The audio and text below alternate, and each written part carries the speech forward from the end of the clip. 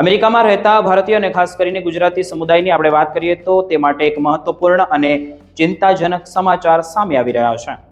Trump administration દ્વારા દેશના કેટલાક કહેવાતા સેન્ચુરી સિટી એરપોર્ટ્સ પર આંતરરાષ્ટ્રીય મુસાફરો અને કાર્ગો માટેની જે કસ્ટમ તથા ઇમિગ્રેશન પ્રોસેસિંગ સેવાઓ રોકવાની અથવા તો મર્યાદિત કરવાની સંભાવનાએ એર ટ્રાવેલ, વેપાર અને બિઝનેસ ક્ષેત્રમાં ભારે ચર્ચા જગાવી છે.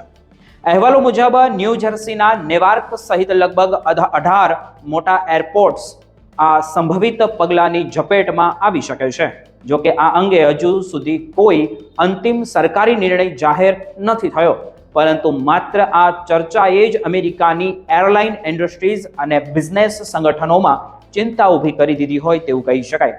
અમેરિકાના મોટા આંતરરાષ્ટ્રીય એરપોર્ટ માત્ર મુસાફરો માટેના પ્રવેશ દ્વાર નથી, પરંતુ સમગ્ર દેશની અર્થવ્યવસ્થા અને વૈશ્વિક વેપાર માટે જીવનરેખા સમાન છે. દર વર્ષે લગભગ 68 મિલિયનથી વધુ આંતરરાષ્ટ્રીય મુસાફરો આવા એરપોર્ટ મારફતે અમેરિકા આવે છે અથવા તો અહીંથી અન્ય દેશમાં જાય છે. આ ઉપરાંત દવાઓ, ઇલેક્ટ્રોનિક્સ, ટેકનોલોજી, સાધનો, ઓટો પાર્ટ્સ અને અન્ય મહત્વપૂર્ણ કાર્ગો પણ આ એરપોર્ટ દ્વારા ઝડપથી દેશભરમાં પહોંચાડવામાં આવે છે. હવે જો કસ્ટમ અને ઇમિગ્રેશન પ્રોસેસિંગમાં અવરોધ આવે તો તેની અસર માત્ર મુસાફરો સુધી સીમિત નહીં રહે, પરંતુ સપ્લાય ચેઇન, બિઝનેસ અને રોજિંદા જીવન પર પણ પડી શકે છે. એરલાઇન્સ અને ટ્રાવેલ ઇન્ડસ્ટ્રીઝ સાથે જોડાયેલા સંગઠનોનું કહેવું એવું છે કે જો આ પગલું અમલમાં મૂકવામાં આવશે તો અમેરિકાના એરપોર્ટ પર ભારે અરાજકતા સર્જાઈ શકે છે. ફ્લાઇટ લાંબા સમય સુધી મોડી થવી, કેટલાક રૂટ્સ બંધ થવા અને મુસાફરોને અન્ય શહેરમાં મોકલવાની ફરજ પડી અને ઇમિગ્રેશન ક્લિયરન્સ માટે કલાકો સુધી રાહ જોવાની પરિસ્થિતિ ઊભી થઈ શકે છે.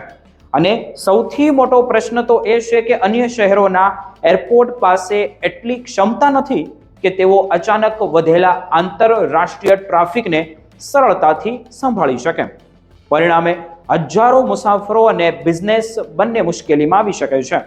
બિઝનેસ અને વેપાર સંગઠનોના અંદાજ મુજબ આપણે જોઈએ તો આવી નીતિથી અમેરિકાની અર્થવ્યવસ્થાને આશરે $70 બિલિયન નુકસાન પણ થઈ શકે છે.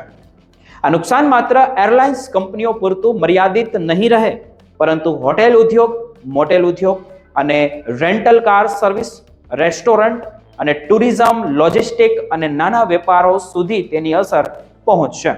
ઘણા શહેરોની સ્થાનિક અર્થવ્યવસ્થા આંતરરાષ્ટ્રીય મુસાફરી અને એરપોર્ટ્સ પર આધારિત છે. તેથી આવી કોઈ પણ અવ્યવસ્થા મોટા આર્થિક ફટકામાં ફેરવાઈ શકે છે. મુદ્દો વધુ ચર્ચામાં એટલા માટે છે કારણ કે આગામી સપ્તાહમાં વિશ્વના લાખો પ્રવાસીઓ અમેરિકાની મુલાકાત લેવાની શક્યતા તેમની દેખાઈ રહી છે.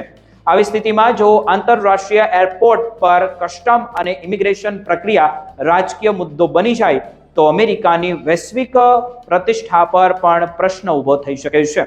ઘણા વિશેષજ્ઞો કહેવું અને તેમનું એવું માનવું છે કે અમેરિકા વિશ્વ માટે ખુલ્લા અને વ્યવસ્થિત પ્રવેશ ધરાવતા દેશ તરીકે ઓળખાય છે અને એરપોર્ટ પર ઊભી થતી અનિશ્ચિતતા તેની છબીને નુકસાન પહોંચાડી શકે છે. જો કે સરકાર તરફથી હજુ સુધી સ્પષ્ટ અમલી જાહેર કરવામાં આવી નથી અને ચર્ચા તથા મૂલ્યાંકન ચાલી રહ્યું હોવાનું જણાવાઈ રહ્યું છે.